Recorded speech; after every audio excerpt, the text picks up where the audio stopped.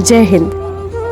मैं हूं आपकी रेडियो हमसफ़र वर्षा पांडे और आज बात करते हैं आज़ादी के 75 साल पूरा करने पर जो हमारा देश आज़ादी का अमृत महोत्सव मना रहा है, उसी के तहत आज हम बात करेंगे कि आज़ादी में देश के आदमियों के साथ ही देश की महिलाओं ने भी अपना बड़ा योगदान दिया था। जी हाँ, आप सबको याद है ना, रानी लक्ष्मीबाई, जिन्होंने 1857 की क्रांति में कितनी बेहतरीन लड़ाई लड़ी थी। वैसी ही बहुत सारी वीरांगनाएं थीं जिनको आप जानते भी हैं और बहुतों को आप नहीं जानते हैं, लेकिन देश को स्वतंत्र कराने में उनका बहुत ही बड़ा योगदान रहा। आज़ादी के 75 साल पूरे हो गए, पर देशवासियों के दिल में आज भी उन शख्सियतों के लिए प्यार और सम्मान कम नहीं हुआ जिन्होंने आज़ादी की खातिर अपनी जान गंवा दी। आज़ादी के लिए कुर्बानी देने और देश के लिए लड़ने वाले वीरों में देश की वीरांगनाएं भी थीं।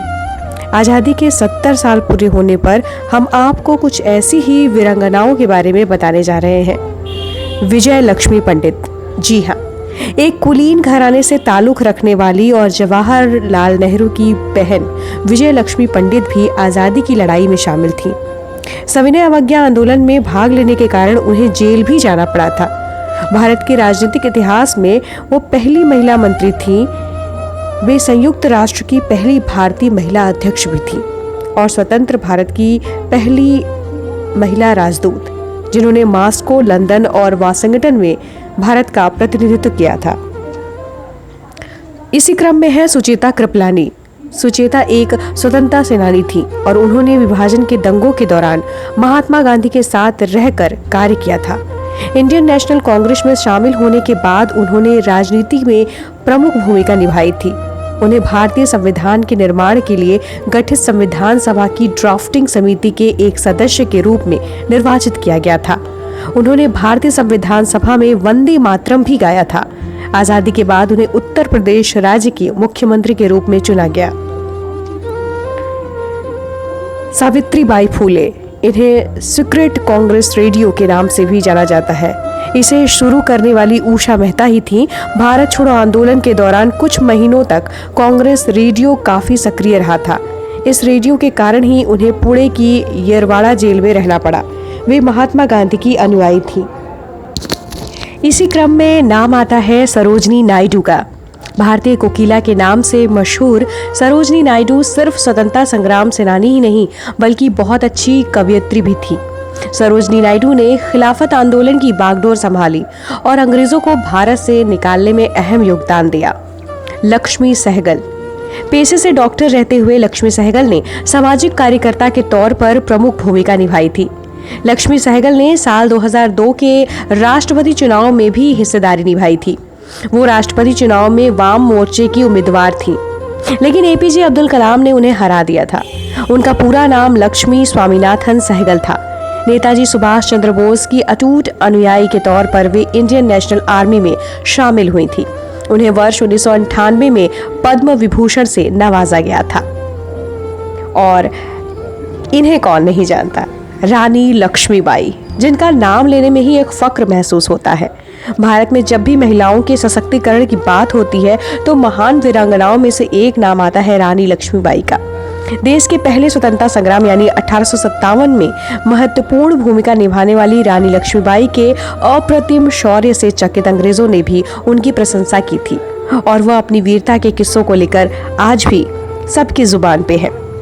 कस्तूरबा गांधी, मोहनदास करमचंद गांधी ने बा के बारे में खुद स्वीकार किया था कि उनकी दृढ़ता और साहस खुद गांधी जी से भी उन्नत थी। महात्मा गांधी जी की आजीवन संगिनी कस्तूरबा की पहचान सिर्फ यही नहीं थी।